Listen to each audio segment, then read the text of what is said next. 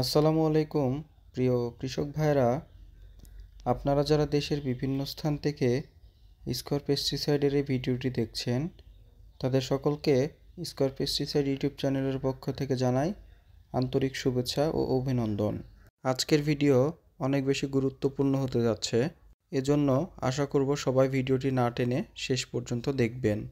চলুন তাহলে শুরু করা যাক। বাংলাদেশ একটি অন্যতম কৃষিপ্রধান দেশ।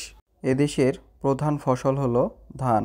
আর এই ধান চাষ করতে গিয়েই বিভিন্ন সময় কৃষক ভাইয়েরা বিভিন্ন রকম সমস্যার সম্মুখীন হয়ে থাকেন। এই সকল সমস্যা কাটিয়ে ওঠার পরেই কিন্তু একজন চাষি ভাই ঘরে ফসল তুলতে পারেন। ধান চাষের ক্ষেত্রে মূলত সমস্যা দুই ধরনের। একটি হলো রোগ আর অপরটি হলো বালাই।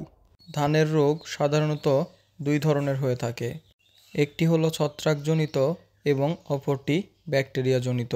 কৃষক ভাইয়েরা এই দুই ধরনের রোগ তাদের ধানের জমিতে ফেস করে থাকেন।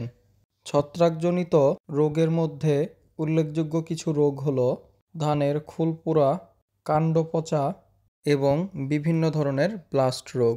অপরদিকে ব্যাকটেরিয়াজনিত রোগগুলোর মধ্যে উল্লেখযোগ্য হলো বিএলবি বা ব্যাকটেরিয়াল লিফ ব্লাইট এবং বিপিবি বা ব্যাকটেরিয়াল পেনিক্যাল ব্লাইট।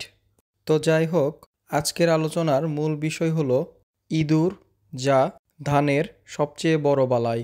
এই বালাই থেকে বাঁচার জন্য বিভিন্ন কৃষক ভাইয়েরা বিভিন্ন পদ্ধতি অবলম্বন করে থাকেন।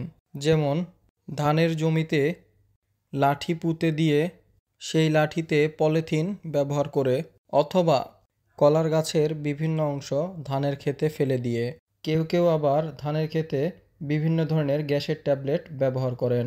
এই ইঁদুরের অত্যাচারে কৃষক ভাইয়েরা প্রায় অতিষ্ঠ হয়ে গেছেন।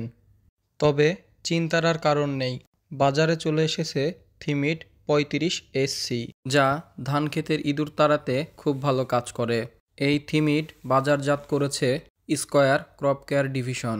এই থিমিডে দুটি সক্রিয় উপাদান ইমিডাক্লোপ্রিড এবং থিরাম রয়েছে। এছাড়াও এখানে এমন একটি প্রযুক্তি ব্যবহার করা হয়েছে যার কারণে এটি ব্যবহারে ক্ষেত থেকে ইঁদুর চলে যাবে। আপনারা যারা নিজেদের ধানের ক্ষেতকে ইঁদুর মুক্ত রাখতে চান, তারা এই থিমিড ব্যবহার করতে পারেন। এই থিমিড ব্যবহারের নিয়ম হলো প্রতি লিটারে 2 মিলি হারে ভালোভাবে মিশিয়ে ধানের জমি এবং এর আইলের চারপাশে ভালোভাবে স্প্রে করে দিতে হবে। আশা করা যায় ইঁদুরের সমস্যার সমাধান হয়ে যাবে ইনশাআল্লাহ।